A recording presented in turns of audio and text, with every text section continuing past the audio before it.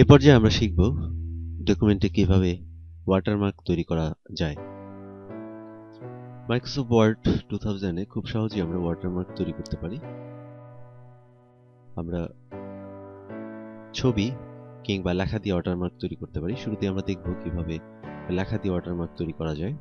এই জন্য page layout tab select করে পেজ ব্যাকগ্রাউন্ড ওয়াটারমার্ক,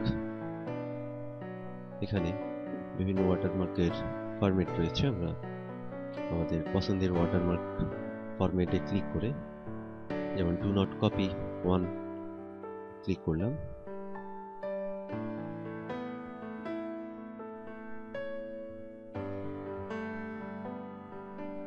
একটু ওয়াটারমার্ক এসেছে, আমরা দেখতে পাচ্ছি ডু নট কপি ওয়ান লেখা রয়েছে।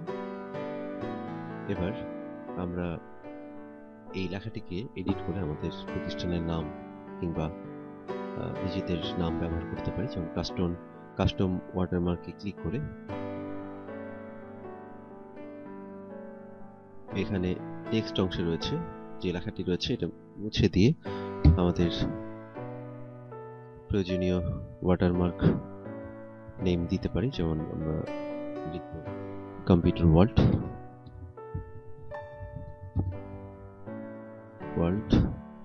এবার ফন্ট অংশে কি আমরা ফন্ট পরিবর্তন করে আমাদের পছন্দের ফন্ট নির্বাচন করতে পারি। যেমন আমরা টাইমস নিউ রোমান ইউজ করব।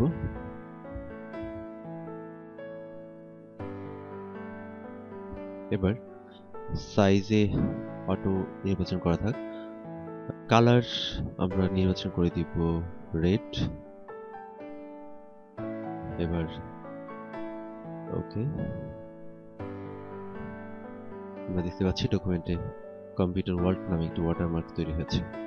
এভাবে আমরা ডকুমেন্টে ওয়াটারমার্ক তৈরি করার পর আবার সেটিকে এডিট করতে পারি। কাস্টম ওয়াটারমার্ক, কালার পরিবর্তন, ওকে, কালার পরিবর্তন হয়েছে।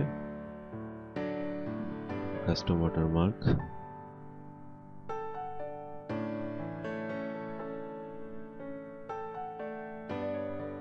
ফন্ট পরিবর্তন করব। ওকে, আমরা দেখতে পাচ্ছি বাংলা ফন্ট নির্বাচন হয়েছে। আমরা সেক্ষেত্রে অন্য ফন্ট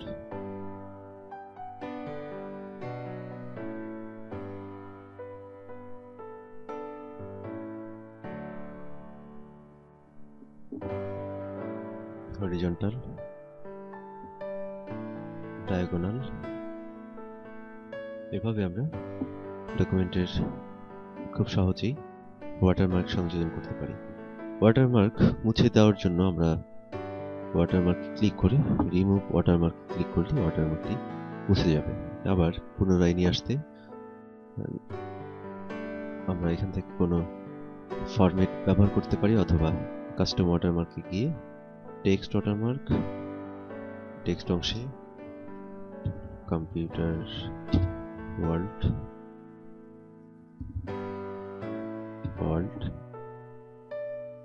কালার অ্যাপ্লাই ক্লোজ। এবার আমরা দেখব কিভাবে একটি চিত্র দিয়ে ওয়াটারমার্ক তৈরি করা যায়। এই জন্য প্রথমে আমরা টেক্সট ওয়াটারমার্কটিকে রিমুভ করতে পারি, অথবা কাস্টম ওয়াটারমার্কে গিয়ে পিকচার ওয়াটারমার্কে ক্লিক করব। একটি সিলেক্ট পিকচার বাটনে ক্লিক করে একটি পিকচার নির্বাচন করব। আমরা যে পিকচার নির্বাচন করতে চাই, আমরা ডেস্কটপে একটি পিকচার রয়েছে আমাদের লোগো। এবার লোগো অ্যাপ্লাই ক্লোজ। আমরা দেখতে পাচ্ছি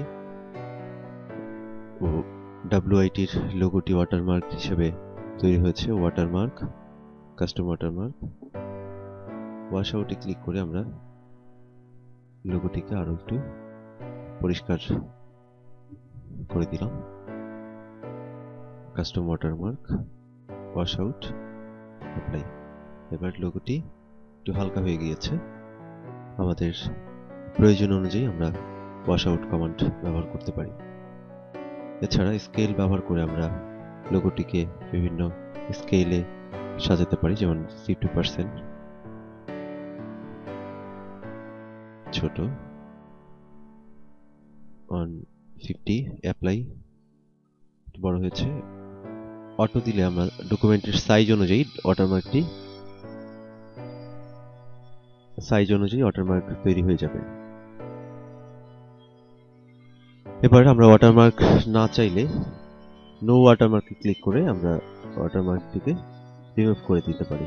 আবার পিকচার ওয়াটারমার্ক দেওয়ার জন্য লোগো, অ্যাপ্লাই, টেক্সট ওয়াটারমার্ক দেওয়ার জন্য text watermark, text, computer, world, colour, apply, close. আমরা খুব সহজেই এভাবে ওয়াটারমার্ক তৈরি করতে পারি। এবার আমরা দেখব পেজের কালার কিভাবে পরিবর্তন করা যায়। পেজ কালারে গিয়ে আমরা কোনো যে কালারের পেজটিকে যে কালারে নিয়ে আসতে চাই সেই কালারের উপর ক্লিক করলে, মাউস পয়েন্ট ড্র্যাগ করলে পেজটি ওই কালারে পরিবর্তন হতে থাকবে। এবার যে কালারটি পছন্দ হবে সেই কালারের উপর ক্লিক করলেই ডকুমেন্টটি স্থায়ীভাবে ব্যাকগ্রাউন্ড কালার হিসেবে সেই কালারটি নির্বাচিত হবে। এখানে একটি উল্লেখযোগ্য বিষয়, নর্মালি পেজ ব্যাকগ্রাউন্ড সিলেক্ট করা, যে কালারটি সিলেক্ট করা হবে এটি প্রিন্ট হবে না। প্রিন্ট করার জন্য আমরা প্রিন্ট অপশনে গিয়ে পেজ ব্যাকগ্রাউন্ড সিলেক্ট করে দিলে আমরা ব্যাকগ্রাউন্ডে যে কালারটি দিয়েছি এই কালার অনুযায়ী আমরা ডকুমেন্টকে প্রিন্ট করতে পারবো।